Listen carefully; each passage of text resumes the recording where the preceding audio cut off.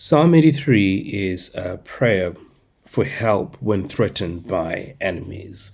My name is Gray. I'm going through the book of Psalms. We're looking at chapter 83 of the book of Psalms, which is really interesting. It's written by Asaph, but it's actually a prayer for help when war was threatened from Israel, which is very, especially in this day and age, is very relevant for us to read and see what it says. So Psalm 83 starts out with this. It says, "Oh God, do not remain silent. Do not turn a deaf ear. Do not stand aloof, oh God."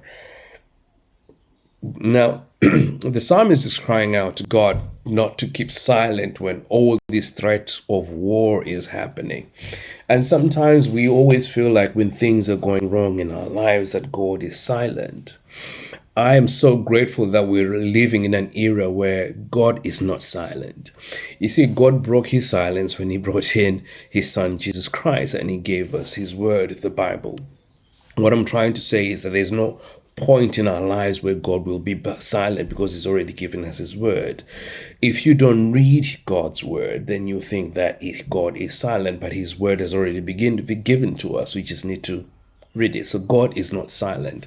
And verse 2 talks about, see how your enemies grow, how your foes rear their heads. And I like it how the psalmist say that it is God's enemies, not Israel's enemies. And that's a comfort to us that our enemies, if you're a Christian, are God's enemies, and that means he takes up that fight for us. And so that's really good.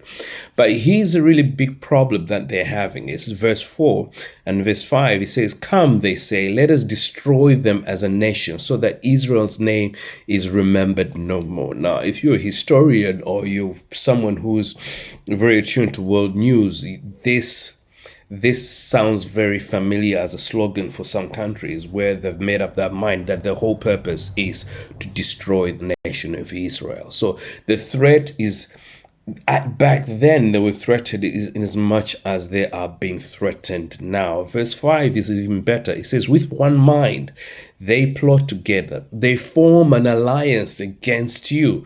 Look at all the nations that are surrounding Israel right now, as of today, and how they always come together to attack and to try to destroy the name of Israel forever. If you know history, you know the two wars that Israel has gone through and what's happening now since last year.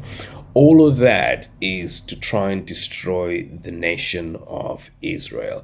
So in as much as this is talking about in the past, is very relevant now. From verse 6 to verse 6 and 7 mentions of these 10, 1, 2, 3, 4, 5, about 10 nations, tribes here that are actually, those are the ones that are aligned together to destroy Israel. But these same nations, if you look at them, these tribes, look at them today as nations, are the same ones that are actually still against Israel.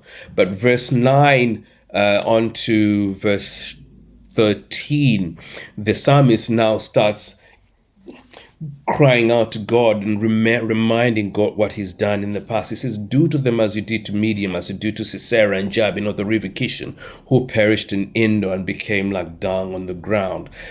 And that's for him as well. I suppose he's encouraging himself, building faith that God is going to do it because he's done it in the past. And that's what really we should do when we're crying out to God. You remind God of what he did in the past. But as for us as well, let's just take us in an encouragement that God, you did it once, you will do it again. Bring that to remembrance. And as he finishes, this is what he says, verse 17 and 18 says, "May they ever be ashamed and dismayed. May they perish in disgrace." This is what I want you to pick. "Let them know that you, whose name is the Lord, that you alone are the most high over all the earth." So, is that the one that I wanted to mention? Hang on a second.